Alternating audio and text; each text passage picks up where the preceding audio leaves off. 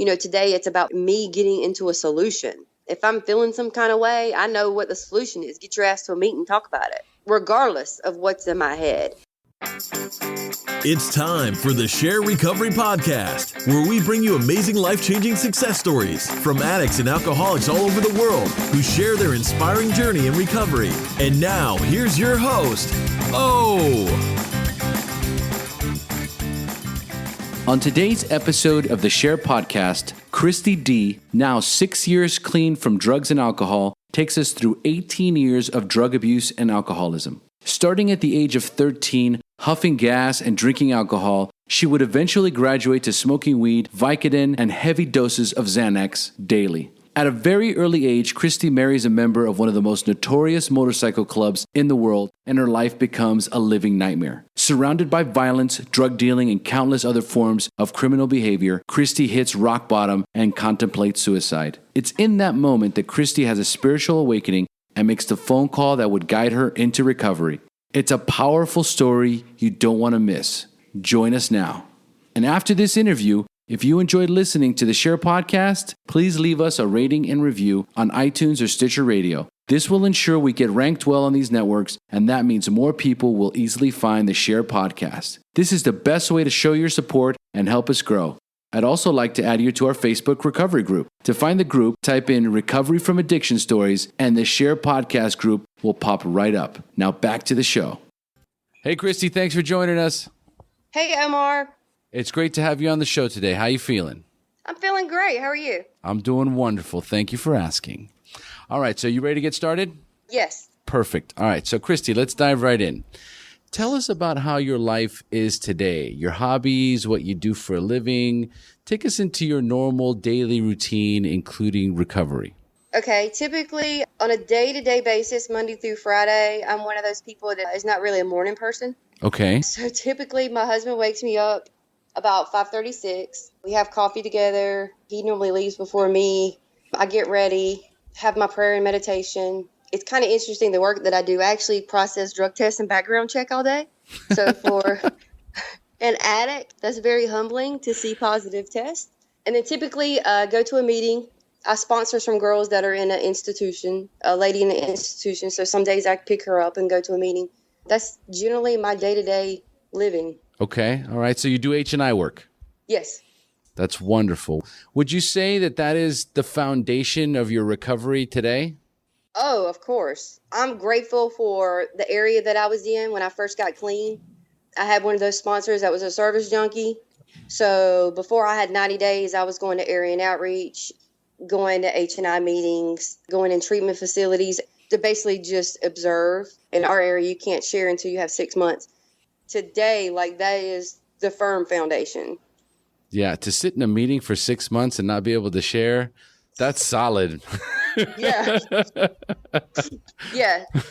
Most of I was us. actually sharing with someone today about how it was way back in the day. Some of the old timers I'm friends with, they'll tell you, I can cuss on here, right? Oh, absolutely. Okay. They would just say, shut the fuck up. You have nothing to share. Yes. And today you can't sponsor people like that. You might get shot.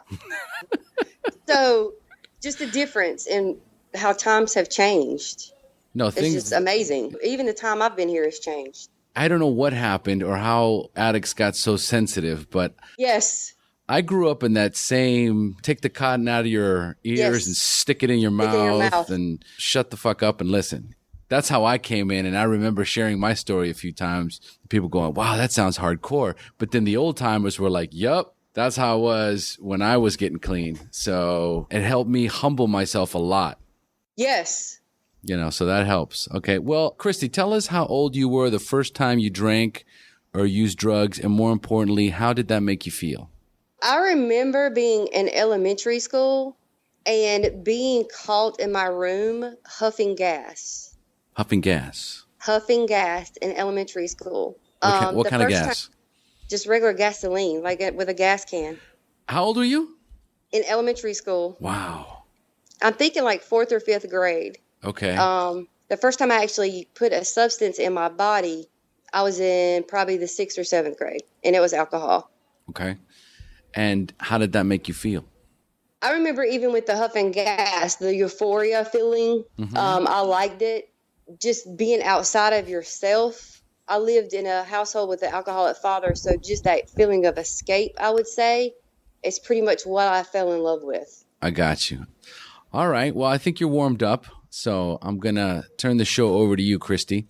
It's time for you to share your story, the battle against drugs and alcohol, the wreckage it caused in your life, when you hit rock bottom, and finally your journey into recovery up until today. So, Christy, tell us your story.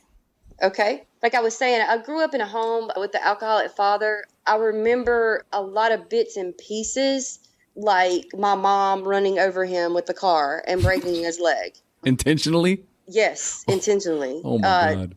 She actually hit him with a broomstick one time, too, I remember, and broke his arm, and he was in a cast. I remember being young and, like I said, probably elementary school, sleeping. We had an old station wagon with the wood paneling. I hated that car.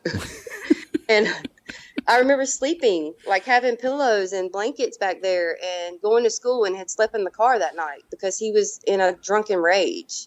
So pretty much that was my childhood. Like I said, I first remember huffing gas very, very young. Because the way my parents worked, they had friends. Basically, they were my babysitters. It was one of my mom's best friends had 2 daughters that were very, very much older than me. And I would go over there all the time. And like if mom and dad were working or whatever, they basically raised me for quite a few years. One of the things that's part of my story is at a very, very young age, the neighbor, now I know I was molested. Then I didn't know. Okay. I thought it was just something that you just do. They exposed me to a lot of stuff at a very young age. I remember them having sex in the front seat of their car while I'm in the back. Right. I remember having parties at their house and them making PJ and me letting me eat the fruit. So I was exposed to a lot of stuff at a very, very young age. Like I said, I didn't realize at the time until I got older that was pretty much, you would consider that being molested. I was very young. So going into, I would say, middle school, I was in a very bad place. With that happening to me, it pretty much molded me to think that your self-worth was based off of the way someone else made you feel. Right. So going into, I would say about the 7th grade, I remember doing, back then it was called white crosses on the playground. White crosses? What's that? Here, it's basically ephedrine, pure ephedrine. They've outlawed it in the United States. You can't get it anymore. Isn't that like for diets? Yeah, it's also a form of speed. Okay. I remember taking handfuls of them, like just insanity. And at the time, I had met another boy, and of course I was in love. He was everything in the 7th grade. And again, with the whole sexual thing, of course, I think he was like a couple years older than me. Of course, I was very sexually active at a young age. I never had that talk about sex. Right. My parents never knew. Like, they're both deceased, and I'll get into all that later. They never knew that I was molested. That's not something, like I said, I didn't know it was wrong. So when I met this guy and we started having sex, there again, I didn't think I was doing anything wrong. I remember getting sick and my mother thinking I had the flu. Oh. And taking me to the doctor, and I was pregnant. They were devastated. Like, I was daddy's girl. And just I'll never forget that feeling of looking at my mom and just seeing her face when they said, and I'm like, what? Like, how did this happen? Yeah, like I was so naive. And that pretty much shaped a whole nother part of me. I was 15 years old. I was pregnant, dating this guy that was much older than me. Of course, my parents pretty much made the decision for me to have an abortion. The gentleman that I got pregnant by at that time was like, yeah, we need to do this. We're both young. This could ruin our lives, blah, blah, blah. And then I'll never forget the day that I come back from the hospital from having the procedure, him coming to my house, breaking up with me, telling me I was worthless, telling me I was a piece of shit, telling me that he couldn't believe that I killed his baby, and being utterly devastated. It just put me in a bad, miserable place. Of course. So then, of course, the guilt comes with what I'd done. And basically, that's when I pretty much went off the deep end. a girl at school had actually told everyone, she was my best friend, had told everyone that I'd had an abortion. At school, slut, whore, was wrote all over my locker. I couldn't walk down the halls. It was a bad place to be that young. I was shunned from everybody. Even my teachers knew about it. Like, it was completely humiliating. One thing I could say, I was very smart. So my parents made the decision to let me go to summer school, and I passed some kind of focus test to where I skipped the 8th grade. Well, going into the 9th grade, it was at the high school here. It was the first year the 9th graders went to the high school. Well, during that summer, I pretty much kind of dabbled with alcohol. Like, I've always been one, even now, I'm more friends with guys than girls for whatever reason. It's just easier for me to get along with men. The difference is today I don't sleep with all of them, pretty much. And I remember the first time I got drunk was I was hanging out with some guys and the old Boone's farm. And they had some, and of course, to fit in, we were under a bridge here that has water underneath it. And that was pretty much the place all the teenagers hung out. And I got so sick. It was crazy. I felt like crap. I was like, why did I do this? Just miserable. It was like, oh, I'm not going to do this. I'm not going to grow up to be like my daddy. So then I started high school and I met this wonderful guy again. And I'm in the 9th grade. I basically was honest with him. That's one thing I can say, even today, and using, I was a very honest person. If you wanted to know something, I'd tell you. I really didn't care what you thought of me. Right. I guess through going through all that at school, it had pretty much just shaped me to where I just didn't care what you thought. I was who I was. It was what it was.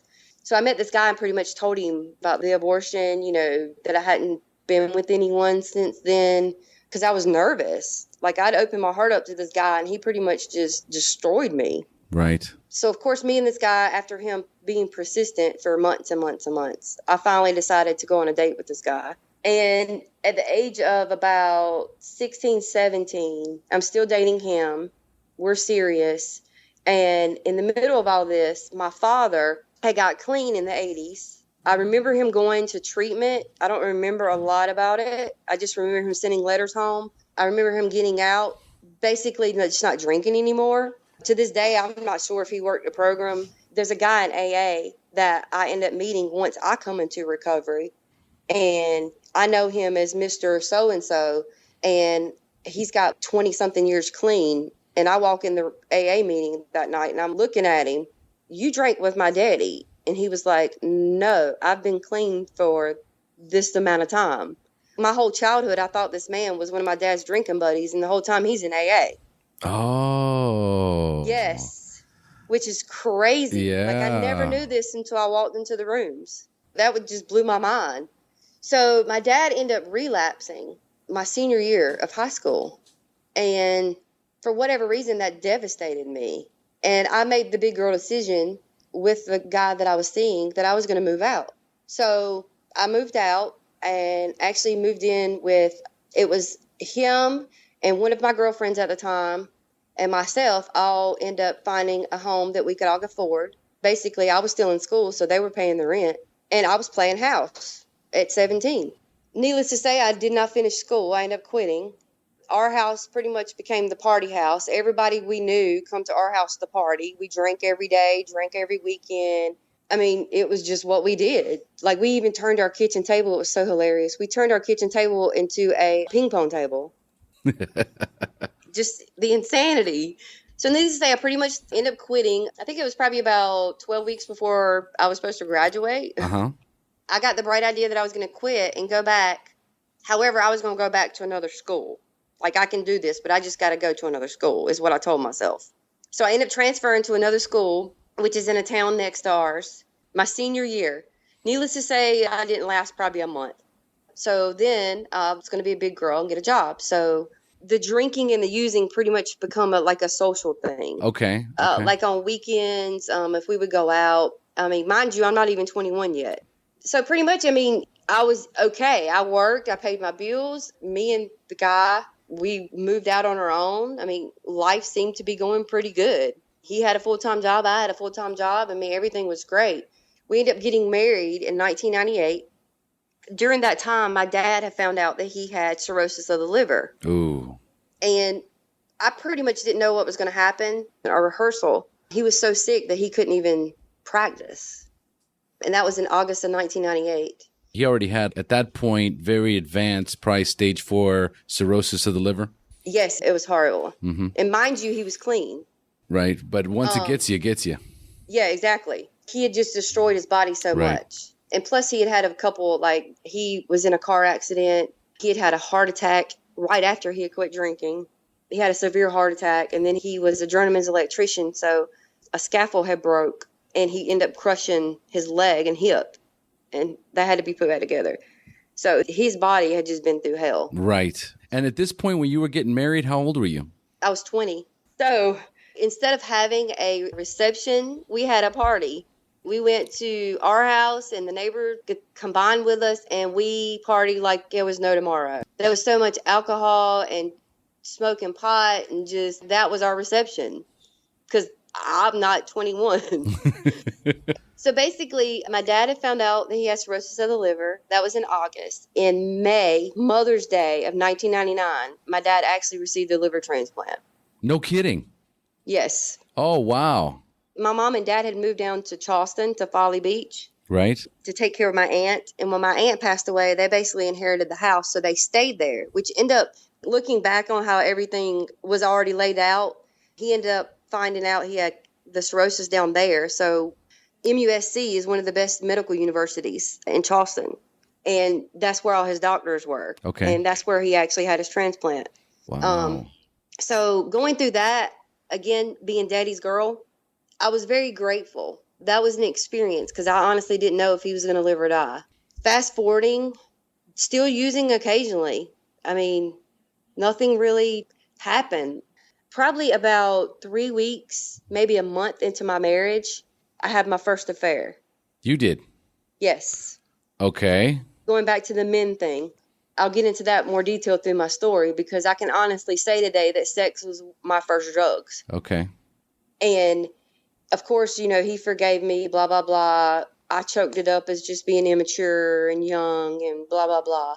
And then, like I said, pretty much everything was great after that. We got along. Everything was good. Dad was good. Fast forward in a couple years, having another job, I ended up doing it again with another man. Right. Except this time I didn't get caught. And I don't know, like I said, that was just a whole nother drug to me. The euphoria feeling that I got, the rush, the chase, it was just a whole nother area. Then I didn't realize it was part of my disease. It was a part of my addiction. I was doing that instead of using, basically. Correct. I was just being careless. And then in 2005, fast forward, my dad finds out through the years that he has cancer from the anti-rejection medicine that he had been on for so many years from the liver transplant. Oh, wow. And gets very, very, very sick. Constantly in the hospital. He would have a lot of fluid like on his stomach. He would have to go in for a couple days for them to drain it. He ended up having a stroke and lost mobility in his right side, lost his hearing, just went very downhill for quite a few years. And in 2005, he was in the hospital because they were draining. It was actually September 10th, 2005. He was in the hospital and went to try to go to the bathroom and fell and hit his head. And my mom had called me. I rushed down to Charleston. And his body was just basically shutting down at that point. His body had become septic from an infection that they didn't realize that he had had. And he ended up passing away September 11th, 2005. Oh, man. Also, a couple months before that, May of 2005, that same year, I had a brother who was 39 that he was an addict. All through growing up, he used. That's all I ever knew him to do was use. He was in and out of jail all the time. I always resented him because I was like, why can't you get your shit together? Mom and dad's always bailing you out. Of course, he lived with them. Like, I remember one Thanksgiving, my mama going to talk to the magistrates and begging them to let him out so he can come to Thanksgiving dinner. Wow. I mean, just, that was my mom's baby. I know parents have picks, but literally that was her pick. Yeah, I know. And I was the youngest and the baby, and I was the only girl. So, of course, I'm daddy's girl. Right. So Yeah, and one thing that's really crazy about the way my disease is, he basically had Hep C and he had an accident and was in the hospital, and basically his kidneys started shutting down from the Hep C, and being an addict and using, he got yellow-ginis. And when he passed on Mother's Day of 2005. Who, your brother? Yes, he was 39 years old. Oh, my God. So May of the 2005, I lost my brother, buried him. Oof. And one of the things that's crazy is at the funeral home, we couldn't even have an open casket. Like, this disease is crazy. Yes, insidious. His body was just so bad. They couldn't keep the makeup on him. I remember just looking at him thinking, oh my God, this is crazy. Yeah. It was the most disgusting thing I'd ever seen. Like, the embalming fluid just did something to his body that we couldn't have an open casket. And that was in May. And then, like I said, in September, I lost my dad. That pretty much tore my whole world up. I just could not accept that I didn't have my father anymore. He was my best friend. He was the one that basically, if something was going on, that's who I would call. He was my life. How was your relationship with your mother? I wouldn't say it wasn't good. My mom and me, it was kind of strange. Her mom and her didn't really have a relationship. So pretty much I think it was more or less, now working some steps, I think it was pretty much what she knew because the way her relationship was with her mother. Correct. It was just the way she was taught. I mean, of course, I loved her. She was my mom. I believe she loved me too. That was something that was never said in our house.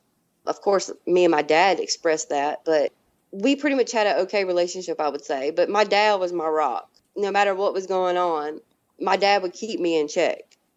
And when that happened, like, it literally just devastated me. And I think having to deal with so much grief in such a little time span, that it just put me in a great depression. I didn't want to go to work. I didn't want to live. I didn't understand it. I didn't know how to accept it. I didn't know how to move past it. I took a leave from work. I think days and days and days, I would literally just do nothing but sit in my house. I just didn't know how to deal with it. So, of course, I went to the doctor, and they put me on the great drug called Xanax. Mm-hmm. And that's pretty much when my disease took off. That was the best thing I'd ever had. And that was my coping mechanism. Of course, I learned how to drink on top of it and realized you can get even higher. Mm-hmm. My body has a reverse reaction to a lot of drugs. If I took Xanax, like, it would be taking a line of Coke. It would just jack me up. A lot of people, it makes them mellow. Right. I mean, I just used. I loved it. I would do anything to get it for years. And in 2007, I thought maybe I had a problem. Just life had become, I used every day. The pills had become a problem. I'd had a daughter in 2001. I was drinking all the time. Of course, I'd had multiple affairs at that point. And just life was really bad. So it was kind of one of those things where you thought you had a problem, but really didn't want to admit it. So I kind of looked at some treatment facilities, and I ended up going to treatment back in 2007. And of course, I got out. And I'm one of those addicts that went to treatment to find out Narcotics Anonymous was free. I'd never heard of Narcotics Anonymous. Like I said, I knew AA. I couldn't relate to AA. What was amazing is while I was in treatment, there was a home group that would come in to carry the message to us. They literally had their Thursday night meeting in our facility, their whole home group. And that was my first introduction to NA. And there was a speaker meeting. And this lady just got gut honest, butt naked about her life. And I remember thinking, holy shit, this woman just told my story. Wow. And that was my first awakening that, okay, I think I have a problem. That was my first identification in Narcotics Anonymous. And I got out. Of course, I was being Christy and didn't do anything y'all said to do. I did not get a sponsor. I did not do 90 meetings in 90 days. I was going to do this my way. And of course, I ended up using. I think I stayed clean for about 5 months. And in the middle of all this, roles had reversed. The insanity in my head was I had made myself believe that my husband was having an affair on me. And being the addict that I am, oh, hell no. You're not going to do that. So when I did relapse, I ended up drinking. And pretty much it progressed from that point.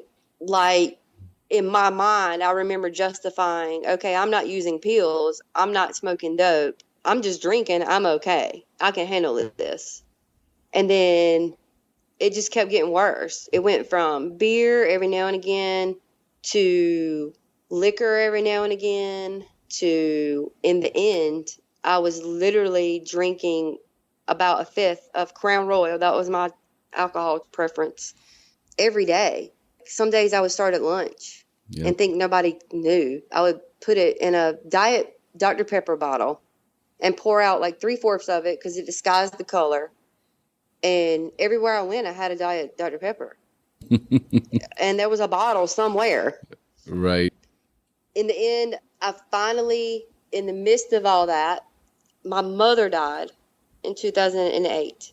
And there I am again with more grief and not knowing what to do and not knowing how to deal with it. That's honestly when I believe the progression with the drinking continued. And mind you, I'm still telling myself, I can handle this. I don't have a problem because I'm not doing my drug of choice. Right. On July 19th of 2009, the night before, my husband at the time, well, let me back up a little bit. My husband, after I get out of treatment and I'm using, decides, we had a crotch rocket at the time, and he worked at a hospital, and a bunch of his friends rode Harleys, and they were in a motorcycle club. Well, they started basically mentoring him to be a club member.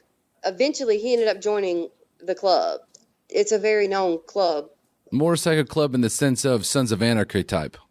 Oh, yes, very much so. If you've ever watched Sons of Anarchy, like, that was my life in the club. Yeah, like, so no shit. Got it. Anything you want, you could have got. Right. I've saw people get beat. I've saw people get shot. I was considered property. That's just how they treated their women. You didn't talk unless you were spoken to. It was just a whole, like I said, if you saw Sons of Anarchy, that's pretty much where I ended up. Right. And then my husband was on a ride. They have a motorcycle thing called Sturgis. Anybody that rides Harleys knows. It's basically a big old thing where everybody gets together. And Sturgis, well, him and all his all the guys in the club were on a trip to Little Sturgis. And they would do like mandatory runs to where everybody in the club, it was mandatory. You had to go on that ride. And that was one of those times. Well, me being the person that I am, of course, I invited some friends over. And we had a party that night. Wake up, hungover, just in a crazy mess. My house is just freaking disgusting because beer cans and everything's everywhere. I've got people sleeping all over the house. And I get a phone call from one of our a really good friend of ours that lived down the road and was like, Christy, what's your nephew's name? And I was like, what are you talking about? And he was like, what's Mike's? Mike is my other brother's name. What's his son's name? And I'm like, Brandon. And he was like, he's been in a car wreck. And I'm like, what? He was like, yeah, they're flying him. And I immediately, in a panic, because my brother was a truck driver at the time. So he traveled the world. And I get to the scene, and they airlift him to Charlotte Hospital, and he doesn't make it. Oh, wow. He's 16. Ooh. So, of course, think about it. Through the years, my track record of grief, what do? Use. I just use and use and use. It took my brother 5 days to get here because I don't even remember where he was, but he was somewhere far away in his truck. So we had to wait till he got here to bury his son. And for me, that was very emotional, knowing that he had to drive here by himself to come bury his 16-year-old son. And at the wake, this is how God started laying the path. At the wake, his mother's house was right beside NA meeting. At the time, I didn't know it, but we're at the wake, and one of my cousins walks down the street, and he had been to that meeting, and he had got clean. And I was like, wow, okay. I mean, of course, I'd been in NA before, so I kind of knew. And he was like, yeah, blah, blah, blah, talk to us and all that. Well, a couple of days later, we had the funeral. At the funeral, I was fine, pretty much just drinking every day to cope. But at the funeral, somebody offered me a Xanax. And that was the first time since I'd went to treatment that I'd had a Xanax. And I opened Pandora's box. Yep. It was just, even sitting here, I don't even know how to describe it. Because I believe that you can mask with other things, but you know what your drug is. Yes. And you know that feeling. And I mean, I literally, like, no joke, I will never forget that being in that funeral. And I literally, like, was just that's all I could think about, getting out of there. And using. I was so messed up. I don't remember the funeral. I mean, I don't remember anything. My brother at the time had a motorcycle, and he wanted to go get his motorcycle. So I rode with him to another town in North Carolina to get his motorcycle. And on the way back, I was by myself. And I get the bright idea, I'm going to stop at the store. And I end up buying, it's a Friday, and I end up buying, I think, like 3 or 4 Sparks, which is an energy drink with alcohol. Mm-hmm. By that night, using all day, taking pills, because, of course, I ended up finding more. Right. Because that's what we do. Mm-hmm. That night, I was in such an oblivion and such a mess that I chose the only way for me to get any peace was to kill myself. And I remember in the midst of the blackout, having the gun on the bed, putting it to my head, for whatever reason, thinking, to this day it just brings me to tears, because I remember thinking that there's no way that I can live. That's just too much grief to take on for somebody. And for whatever reason, my cousin at the time that I saw at that meeting popped in my mind. I called him. I don't remember any of this. I've been told this. I ended up leaving my house, going to the site where he had wrecked. Him and his sponsor and another recovering addict that I knew from the first time I got clean basically made his 12-step call, come pick me up. I ended up getting to my cousin's sponsor's house, and they took my drunk ass to a meeting. I don't remember the meeting. I was so out of it that they literally, at our meeting facility then, there were stairs. They had to carry me upstairs. Wow. And they said I sat on the front row and just cried the whole meeting. I don't remember any of it. The next day, that was a Friday. That Monday, of course, I wanted to go get high. So I'm like, okay. And I lied and said I was going to a meeting and went and got vodka. Went to the store to get liquor, and my brother had called me and was like, where you at? I was like, I'm at the meeting. You know, it's the meeting after the meeting, blah, blah, blah. I'll be home soon.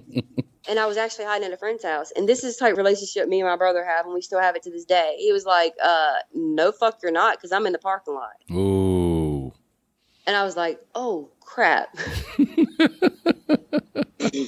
So, yeah, I ended up going home. That was a very interesting night. Of course, I got cussed out by him. My husband was just done with me at that point. And I remember that night him looking at me and telling me, if you don't get your shit together, you're going to be the next one I have to bury. And Christy, I don't know if I can handle that. And it just woke something up. That's the first time in a very long time that I actually heard. You know what I'm saying?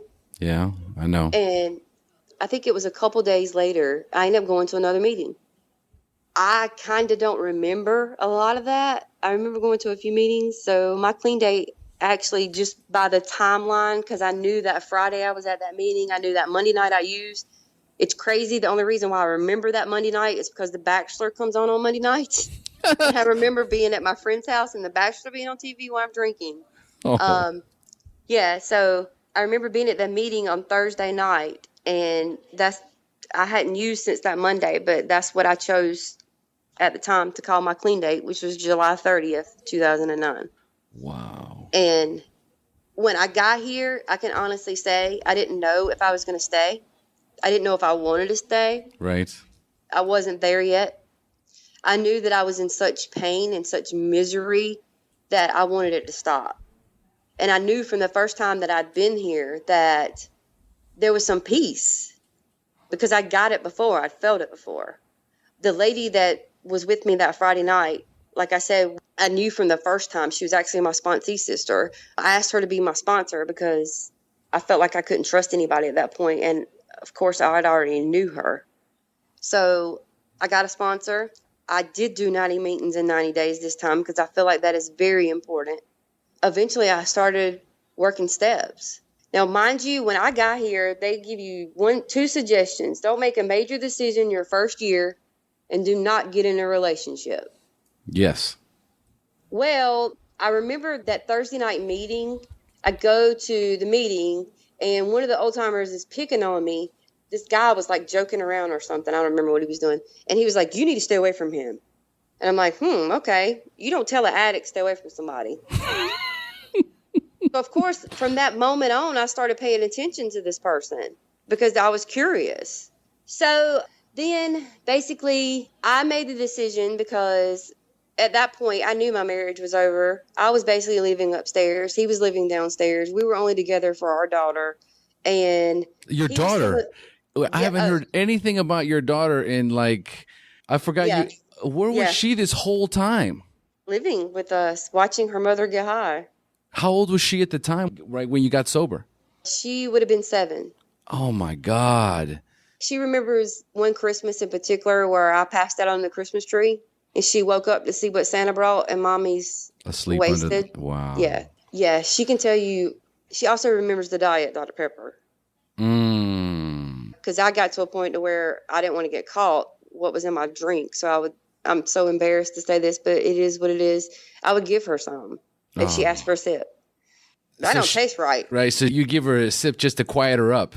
Right, basically. Because she'd be like, "Let me have a sip of your drink." And I'd be like, "No, you can't have none of this. You don't need caffeine," or whatever I'd make up. And then eventually I'd be like, "Just here." So yeah, of course, my husband is still a member of the motorcycle club. Right. At this point, because of my using, they won't even let me in the club. Like, I'm not allowed in the club. I'm sure. I was such a mess that, yeah, they're like, "You cannot come here anymore." When you get kicked out by a motorcycle club, you know you got some serious shit. Looking back, oh my God, I was such a mess. So I basically made a decision that I couldn't stay clean with him because he wasn't willing to quit the club. He wasn't willing. Now, mind you, he was not one of us. He hardly ever drank. He hardly ever done anything the whole time we were together. I was the one that was the crazy addict. So you were the addict and he was the criminal.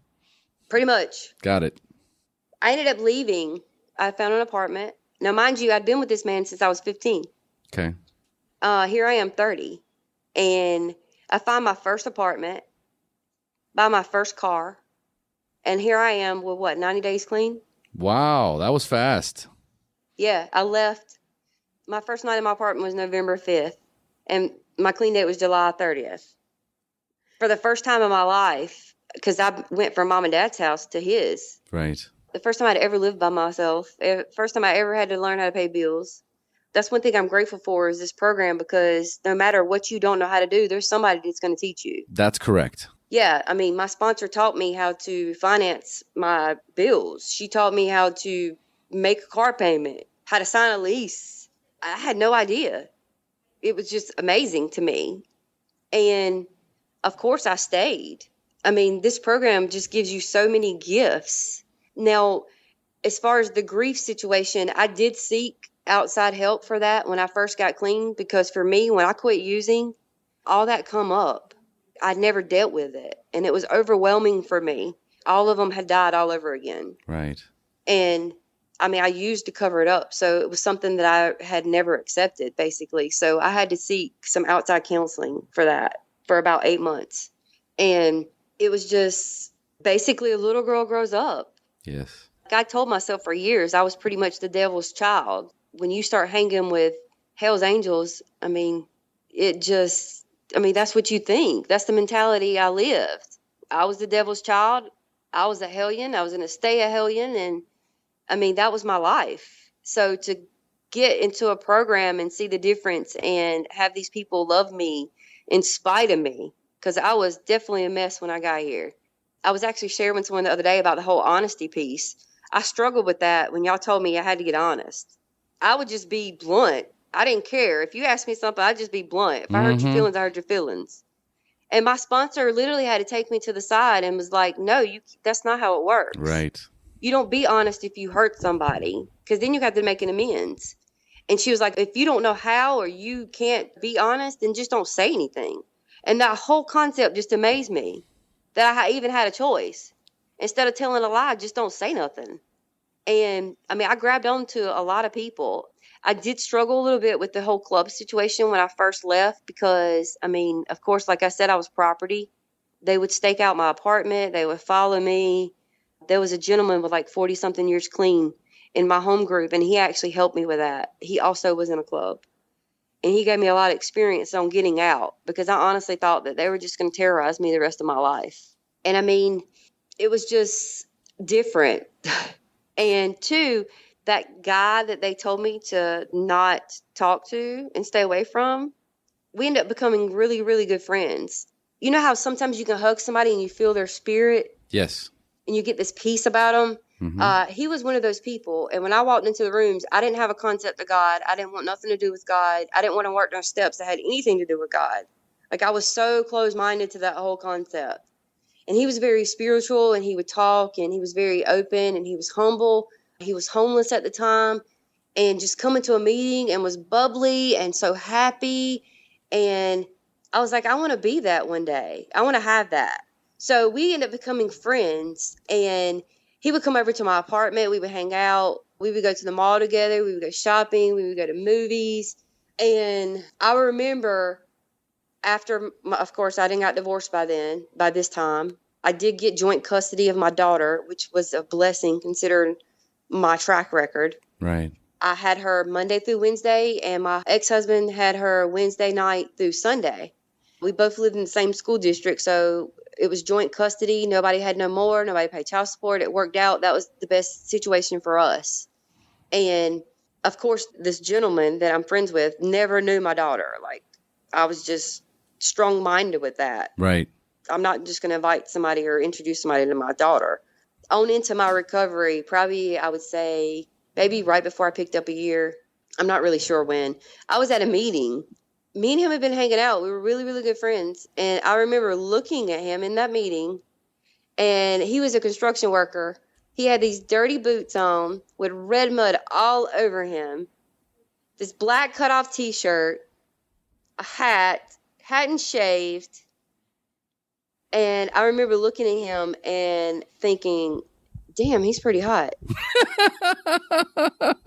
Like, that's the first time I'd ever looked at him like that. It never dawned on me. I developed feelings for this person. And you guys managed to stay just friends for that entire year. Yeah. That's great. Like, nothing happened. A lot of days in my apartment, basically locked in there because, like I said, I was being stalked. Locked in my apartment, playing Phase 10, drinking coffee, going to meetings, discussing the literature together. He just helped me so much my first year. I remember when we first slept together. This is hilarious. We had slept together on a Friday night. This is so crazy. And the next day, one of my friends in recovery, we had lunch. And I was so anxious to get there to lunch because I had to tell on myself. I was so terrified because you know how they say newcomers, don't have sex, don't get in relationships. I was so freaking scared I was going to use because I had slept with somebody. Right. And she just laughed at me. I'm like, no, you don't understand. I don't know how to deal with this. Like, I just slept with him. And she was like, it's okay. People do it. Just don't use. Yeah, I was so panicked that I was going to get high because I'd slept with somebody in the room. Like, craziness. Needless to say, he's my husband today. Wow. Yes. We just celebrated 4 years of marriage. Oh, that's beautiful. He's literally my best friend. That's one thing I'm grateful for because being that person that used to sleep with anybody and everybody, I was friends first. We didn't jump in bed together and then try to figure out who you were. Right. If I didn't like something, it was okay. I didn't like it. I didn't have to tell you that I liked it. I don't know. Some people struggle with that whole concept. Some people can't say they can't live with an addict. Today, I love coming home to an addict. We call each other out on our bullshit. Yes. We go to meetings. Everybody knows when we walk into a meeting, we're Christy, and I don't want to break his anonymity, but we're not husband and wife. That's just how we work our program. I learned when we first started hanging out as friends, if I jump in his program, it might get me high. If he jumps in mine, he might get high. Yep. Because no two addicts recover the same. We have a happy marriage. We have struggled a couple times in the rooms with just situations that have happened in the rooms with certain individuals. And we actually just moved. The town that we lived in had one home group that met 9 times a week. There was not another meeting within probably 30 miles. So That was the only recovery we had, is that meeting. That one meeting. That one meeting. Like, a lot of us would travel to North Carolina to get different recoveries, because that's what our literature tells us, visit various groups. We actually just moved to around the Charlotte area, and just, we both I'm struggling, just getting honest. I'm struggling a little more than he is. He pretty much got another sponsor when we moved. He's pretty much built up his network. I'm kind of the one struggling. I still have my same sponsor. We still keep in touch. She's only about an hour away, so it's not too bad. But here I am with almost 6 years clean at the end of the month, and I'm realizing I'm struggling with opening up to women, rebuilding that network, becoming vulnerable, sharing in a meeting, and these people don't know me. You know what I'm saying? Yes. I feel like a newcomer. It's been an adjustment. My sponsor was like, finally, get off your ass and do something. So I finally found a home group, which I'm grateful for. And it's been a journey. It definitely has. One thing I can say, I haven't worked my program perfect. The only perfect thing I can say I have done is I haven't used. Yes. And that's pretty much my story. Oh, man. There's so much more to that story, Christy. But what you've unfolded for us in this hour is just so powerful and so impactful. As you were telling your story, my mind was racing.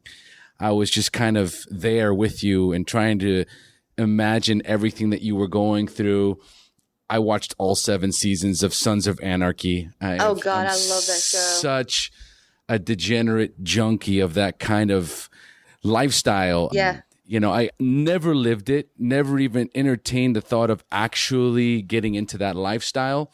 But like the rest of us that watch these series, there's a reason why we watch them. We want to live vicariously through it. There is a rush, there is a high associated with the criminal element and getting away with things and putting your life at risk. It's a high. You know, so I was there with you, Christy, this whole trip. You've got an amazing story, not just for our listeners, but more importantly for women. Women really need you. They really need to hear your story, everything that you have gone through. There's bits and pieces of it that other women have. Just there's parts of your story in so many women that come into the rooms, and you've got a lot of it. Yeah. You know, I mean, looking back and after working some steps, I realized, you know, like one thing I struggled with when I first would share was the whole sex piece. Yes. Because a lot of people don't talk about that. And I mean, I've worked some steps and I'm not as scared to admit it. I go to another meeting for that problem sometimes. It's another anonymous program. And I mean, sex was my first drug. Yeah, I mean, that's just being real. That was my way of identifying and validating myself basically my whole life.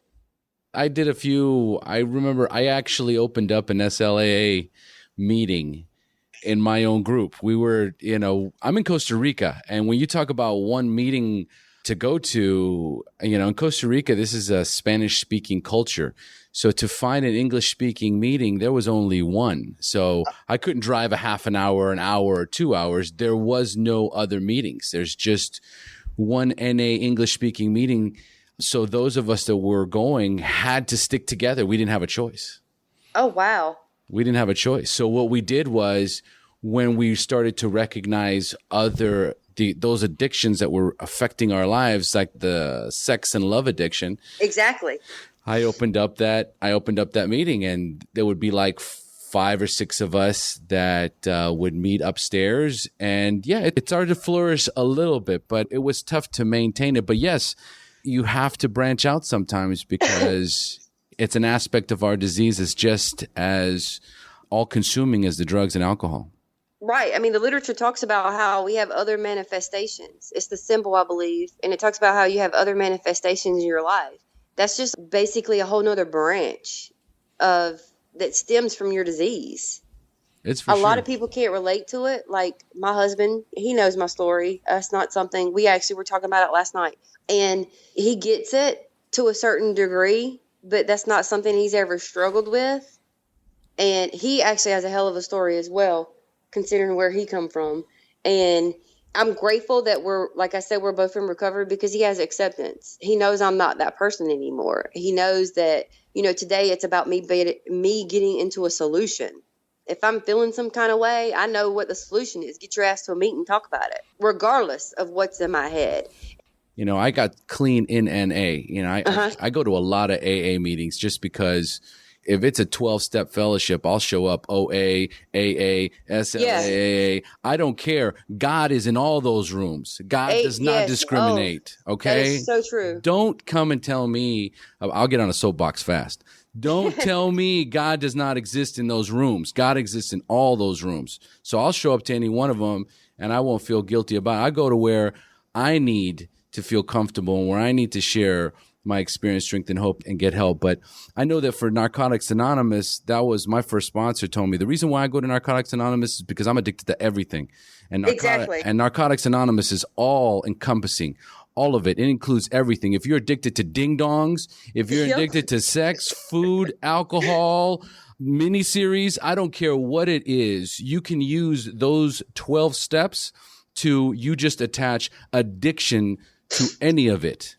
That is so true. It's true. It's true. I can work any program. I can work any character defect or any addiction through that workbook of Narcotics Anonymous. That thing saved my life. Oh, yes. Mine too. I have someone I'm sponsoring right now that I actually just showed her today the workbook for the first time. It's powerful. And she was just amazed. She's like, really? Because she's worked a couple steps because the institution she's in, they do a lot of AA. And she's worked some of the steps in AA and just seeing the difference in the two, she was like, wow. I was like, yeah, you have no idea. When I was working on 90 and 90, I didn't care what kind of meeting it was. When you get here, if you want to stay clean, you go to any length. Yes. Like you said, to this day, I don't care what kind of meeting it is. And I truly believe that too. For me, when I first got here, like I said, I didn't have any concept of God. That was my higher power, was all y'all in a meeting. Because I never grew up knowing anything about that. I mean, I didn't want anything to do with it. Eventually, of course, through working some steps, especially the third step, yeah, today I have my own understanding that I'm grateful for because it's my relationship, not yours. Amen. Yes. I love how you say HP, baby. Yeah, HP, baby. Save my life. And because I had such a hard time with the God concept as well, coming in, it took me a lot to embrace the concept of God. So the higher power element became so easy for me to follow because it moved me away from the traditional religious God aspect. And so higher power made more sense to me. And I just remember the first time I said that out loud, I was like, HP, baby. And somebody was like, I like that. HP, baby. That was like 10 years ago. Right. Yeah, I can so relate to that. Yeah, because I just knew something was there. I felt it. And I wanted more of it. I didn't know what it was. I didn't want to figure it out. All I knew was something was working. Yep. All right. Well, listen, we're already an hour and 10 minutes in, so I'm going to have to shave some of this back. So we could talk for hours. I love it. Christy, you're on fire. You just lit me up. Oh. I'm on fire too. So let's start wrapping things up here. Okay. As we close, I like to go into the last part of the show, which is for the newcomer. So I'm going to ask you some questions regarding your early recovery where you can respond with inspiring and insightful answers for our newcomers. Are you ready? Yes. Excellent. Okay, so number one, what was keeping you from getting clean or staying clean when you first got introduced to recovery? At the time, I would say I was more worried about him than me. It kept me using for a lot of years because I was scared to be alone. I needed that validation of a man. And it kept me sick for a lot of years because I felt like I couldn't do anything else. So being in a relationship was keeping you from getting clean? Yeah, like I was sharing with my story with being with my husband at the time. I honestly believe that, like you heard, I mean, I ended up using the first time I tried to get clean because of that relationship. To me, that relationship was more important than anything. Got it. And I honestly believed that I couldn't do anything better. Got it. Perfect. So number two, at what point did you have a spiritual awakening that aha moment in recovery when you accepted that you were powerless over drugs and alcohol, but for the first time had developed the hope that you could recover? For me, I remember we were headed to a town called Columbia to see, at the time, my husband's mother. And I was reading the basic text, and it's in step 1, and it talks about how when you truly surrender, you know in your heart that you've really, really had enough, and you realize that the struggle is finally over. That was my aha moment. I don't remember how much clean time I had. And then also, too, I realized that day, after seeing that statement, that the desire to use had been lifted. And that was just like my first awakening. I will never forget it. And I just cried. I didn't know another way to express myself. That, wow, this is really working. And I'm going to be okay. Tears of joy and gratitude. Yes. I know that feeling. So, do you have a favorite book that you would recommend to our listeners? For me, I would have to say, just because I had one of those sponsors that believed in the literature, she was a literature junkie. My book today looks like a coloring book. And to me, the basic text saved my life. Yes. She was one of those that believed in highlighting, underlining, discussing, writing about it. And for me, she made the literature come alive. And for me, that literally just saved my life in the beginning. Absolutely. Did the same for me. I love that book. And my sponsor did the same thing for me. Get a highlighter, get a pen. We're going to write all over this book.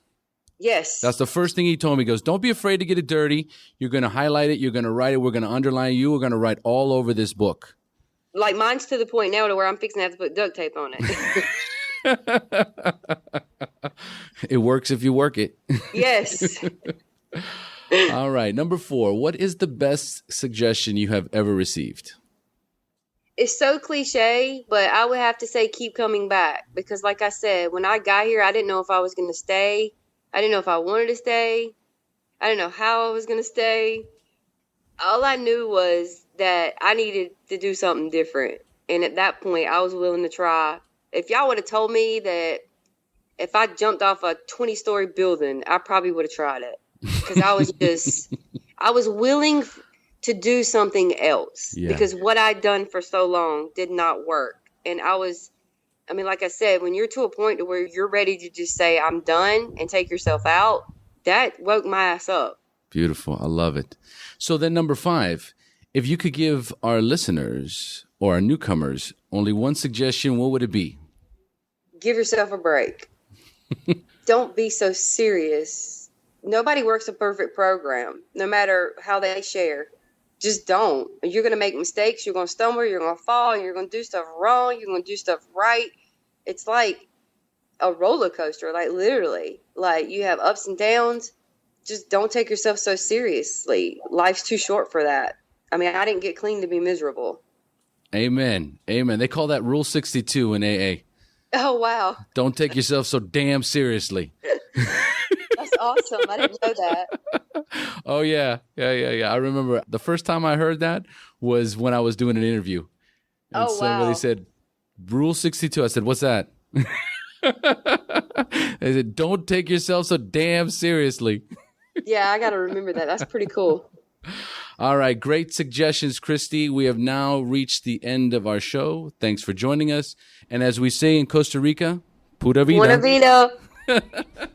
Pura vida. Can you tell I've listened to you a little bit? Yep, absolutely. Thank you for joining us on the Share Recovery Podcast. To check out the show notes page on this interview or to thank our guests for sharing their story, go to www.thesharepodcast.com. While you're on the website, don't forget to sign up for our free newsletter to stay up to date on the latest news, podcasts, and interviews. Want to be one of our guests and share your story? Then go to our website and click on the Share Your Story button. We share our inspiring recovery stories every Tuesday, so subscribe to our show on iTunes or Stitcher Radio to get your free weekly download. We'll see you then. The opinions shared on this show reflect those of the individual speaker and not of any 12-Step Fellowship as a whole. And though we discuss 12-step recovery and the impact it had in our lives, we do not promote or endorse any 12-step anonymous program.